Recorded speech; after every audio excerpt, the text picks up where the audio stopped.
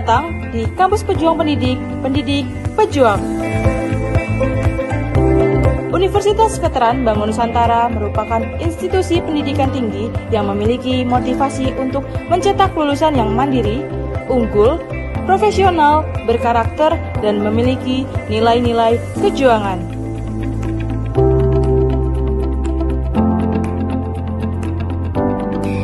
Saya Rektor Universitas Veteran Bangun Nusantara, Profesor Dr. Farida Nugrahani Magister Humaniora. Misi Universitas Veteran Bangun Nusantara adalah terwujudnya universitas yang unggul, berkarakter, mandiri, dan memiliki nilai-nilai kejuangan.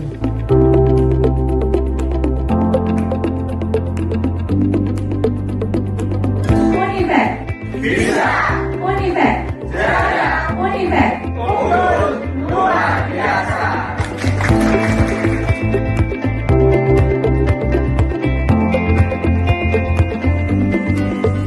Kampus Universitas Veteran Bangun Nusantara terdiri dari 6 fakultas unggulan dan 1 program pasca sarjana. Univet Bantara memiliki peringkat ke-97 antar perguruan tinggi se-Indonesia, dilansir melalui website EduRank.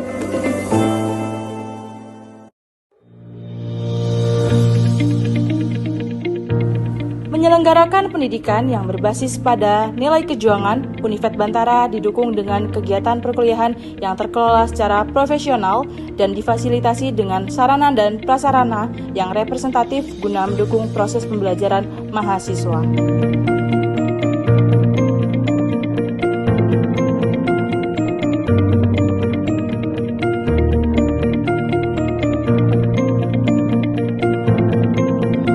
Univet Bantara secara intens melaksanakan penelitian guna menunjang pengembangan iptek dan sosial budaya sekaligus sebagai wadah untuk memberikan kompetensi serta keahlian khusus untuk mahasiswa dalam menyongsong masa depan yang penuh dengan tantangan.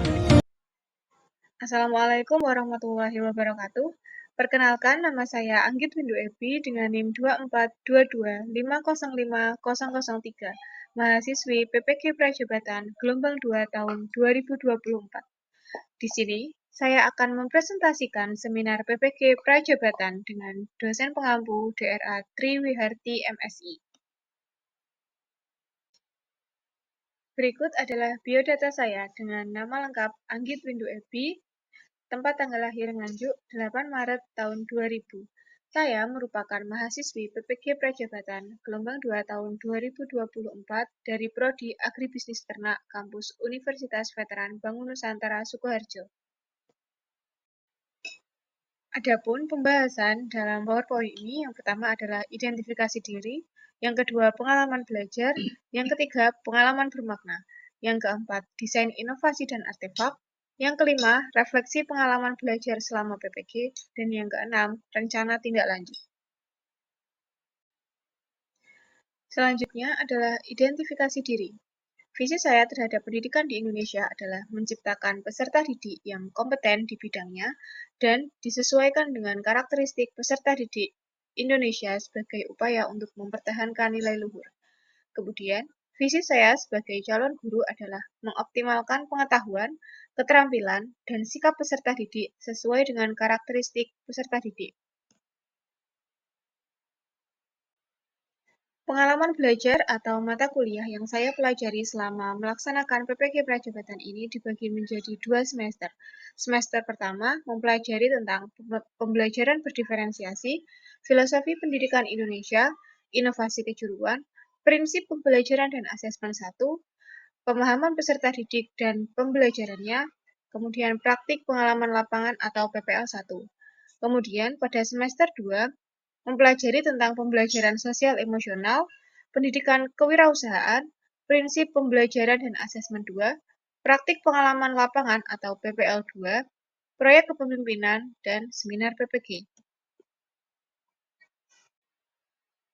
Adapun pembelajaran paling bermakna atau mata kuliah yang saya ambil untuk saya refleksikan adalah pembelajaran sosial emosional.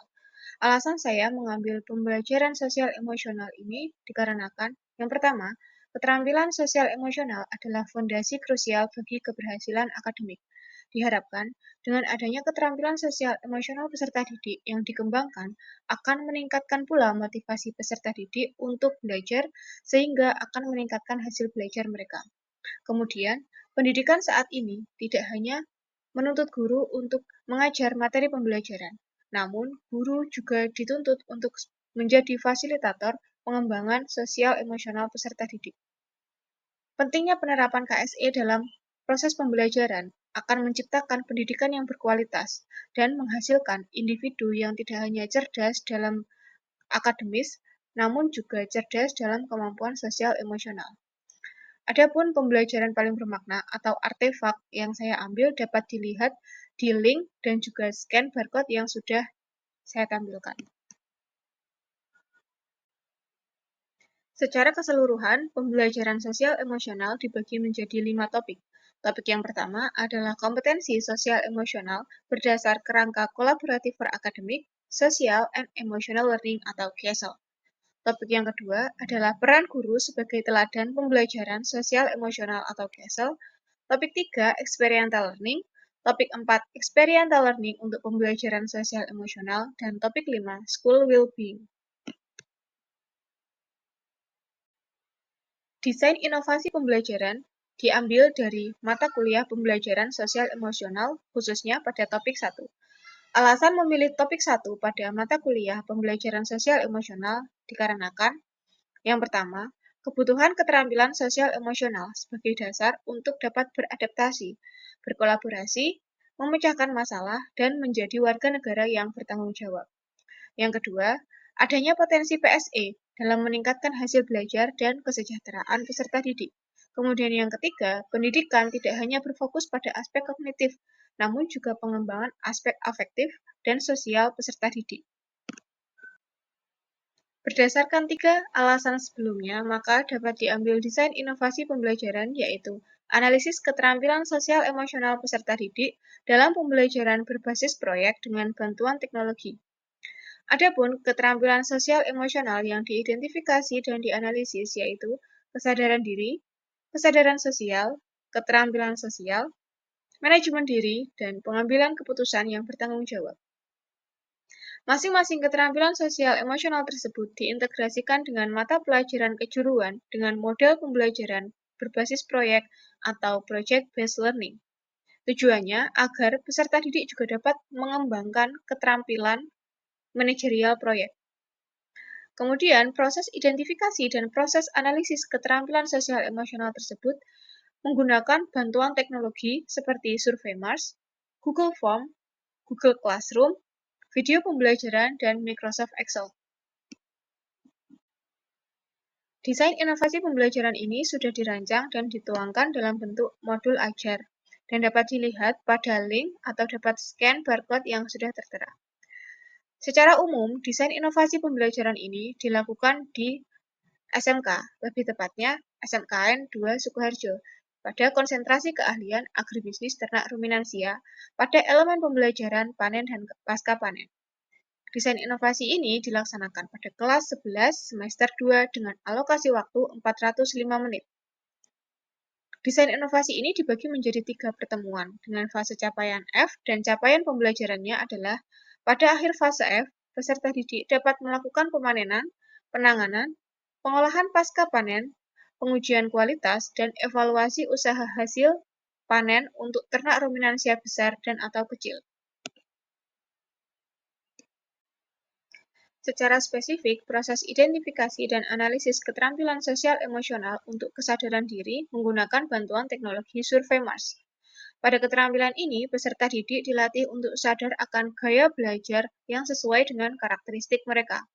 Peserta didik diberikan 20 pertanyaan pilihan ganda A sampai C, dan peserta didik harus memilih salah satu di antara ketiganya. Keuntungan menggunakan platform SurveyMouse ini adalah, yang pertama, platform ini gratis dan memiliki fitur tak terbatas. Kemudian, surveyor dapat memilih beragam fitur pertanyaan. Adanya kemudahan untuk distribusi survei kepada peserta didik juga merupakan keuntungan bagi guru. Dan guru juga diuntungkan karena adanya fitur analisis data gratis. Untuk mengidentifikasi dan menganalisis kesadaran sosial peserta didik masih menggunakan platform SurveyMouse. Jika pada kesadaran diri, peserta didik dilatih untuk tahu akan gaya belajar mereka, maka pada kesadaran sosial ini, peserta didik akan diidentifikasi dan dianalisis kesadaran sosialnya akan lingkungan sekitar dan juga orang-orang di sekitarnya. Peserta didik akan diberikan 30 pertanyaan untuk kemudian peserta didik memilih setuju atau tidak setuju dengan range 1 sampai 4. Data yang sudah diperoleh kemudian dianalisis menggunakan Microsoft Excel dan hasil rekapitulasi datanya dapat di-scan pada barcode yang sudah tertera. Berikut disajikan dua gambar, di mana gambar yang pertama adalah gambar peserta didik yang mengisi pertanyaan-pertanyaan pada SurveyMouse, kemudian gambar yang kedua adalah tampilan SurveyMouse untuk asesmen diagnostik non-kognitif yang akan mengidentifikasi dan akan menganalisis gaya belajar peserta didik serta keterampilan sosial mereka.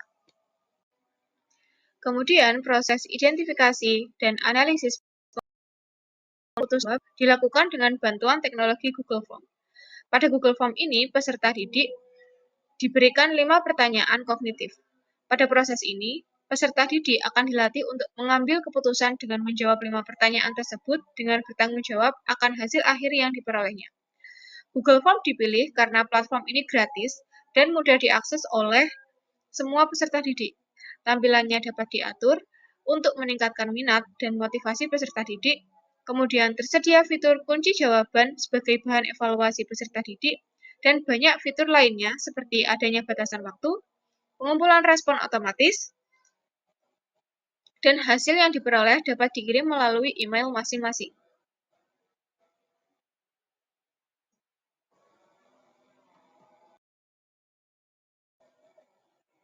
Berikut adalah bukti implementasi desain inovasi pembelajaran, yaitu identifikasi dan analisis pengambilan keputusan yang bertanggung jawab.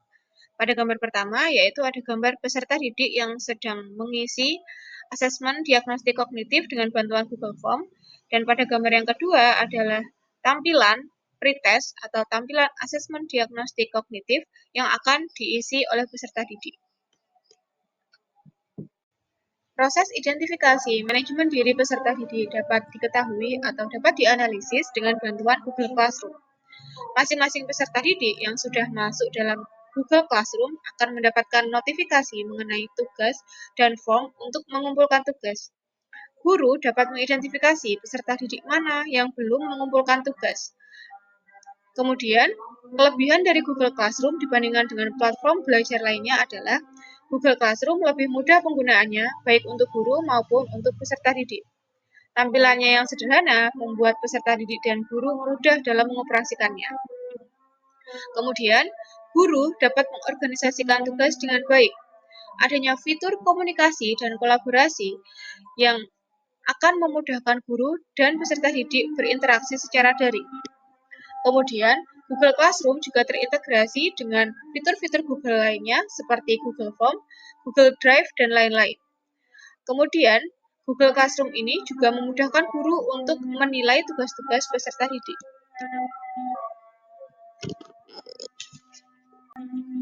Berikut adalah tampilan penugasan peserta didik yang dikirim melalui Google Classroom. Jadi, peserta didik dapat mengetahui tugas apa yang harus mereka kerjakan. Kemudian, mereka mengerjakan tugasnya secara manual melalui LKPD, dan tugas tersebut kemudian dikirim melalui Google Classroom, dan guru dapat mengidentifikasi peserta didik mana yang belum mengumpulkan tugas. Sebagai bentuk manajemen diri, maka peserta didik harus mengerjakan tugas dan dikirimkannya ke Google Classroom.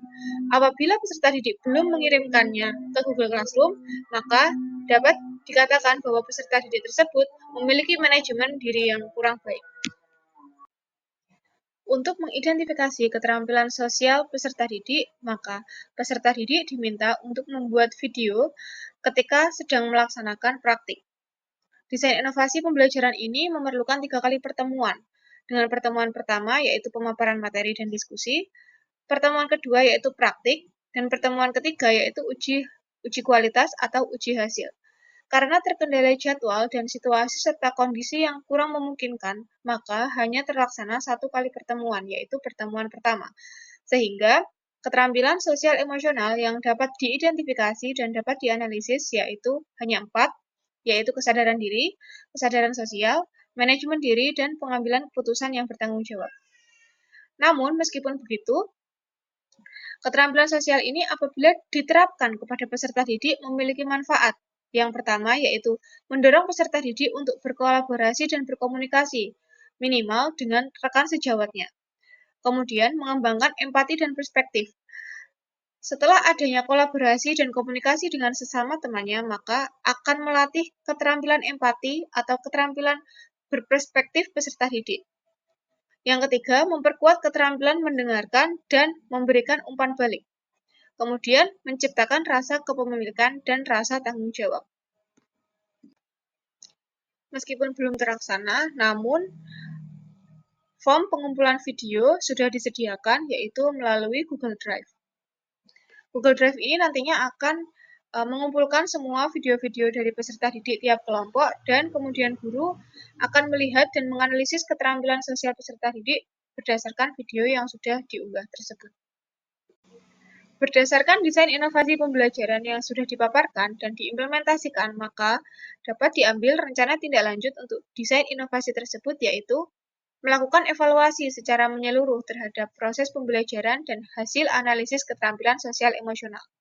Berdasarkan hasil analisis tersebut, dapat dikembangkan instrumen ataupun perangkat pembelajaran. Kemudian, mengembangkan materi dan proses pembelajaran yang relevan dengan hasil analisis. Misalkan, bagi peserta didik dengan gaya belajar kinestetik maupun visual, maka dapat mengembangkan materi dan proses pembelajaran selanjutnya dengan praktik dan gambar-gambar untuk memotivasi peserta didik untuk belajar. Kemudian, membuat kesepakatan untuk melatih tanggung jawab dan manajemen diri peserta didik. Kesepakatan tersebut tertuang dalam kesepakatan kelas yang harus disepakati peserta didik setiap melakukan pembelajaran dengan guru tersebut. Contohnya adalah tidak boleh memainkan HP selama proses pembelajaran. Kesepakatan kelas tersebut tidak hanya dilaksanakan oleh peserta didik, namun juga untuk guru. Kemudian, memberikan umpan balik pada setiap tugas sebagai bahan evaluasi. Peserta didik suka diberikan evaluasi atas tugas-tugas yang sudah mereka kerjakan. Hal tersebut dapat digunakan untuk dapat meningkatkan atau memperbaiki pengerjaan-pengerjaan tugas selanjutnya.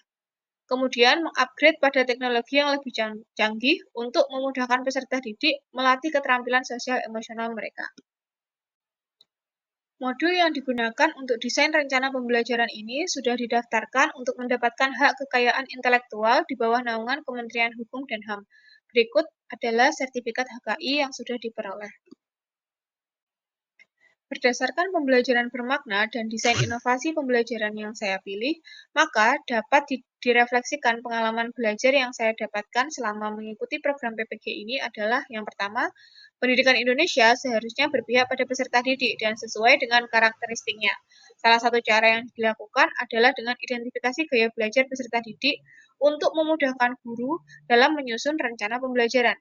Yang kedua adalah untuk menjadi guru profesional, saya harus lebih banyak belajar, melakukan observasi, menjadi contoh bagi peserta didik dengan memiliki kesadaran diri, manajemen diri, kesadaran sosial, dan mengambil keputusan dengan penuh tanggung jawab. Kemudian, rencana tindak lanjut yang dapat saya lakukan untuk memulai karir sebagai guru profesional adalah dengan beradaptasi di lingkungan di mana saya akan ditempatkan dan di mana saya akan belajar. Kemudian, membangun hubungan positif dengan peserta didik, utamanya dengan guru-guru dan dengan staf-staf di sekolah maupun masyarakat di lingkungan sekitar sekolah. Kemudian, membangun kolaborasi antara peserta didik, orang tua atau wali murid, sekolah, dan masyarakat sekitar. Kemudian menyusun rencana pembelajaran sesuai dengan perkembangan zaman dan disesuaikan dengan karakteristik peserta didik. Yang terakhir, melibatkan peserta didik, orang tua, atau wali dalam proses pembelajaran. Sekian pemaparan presentasi seminar PPG dari saya.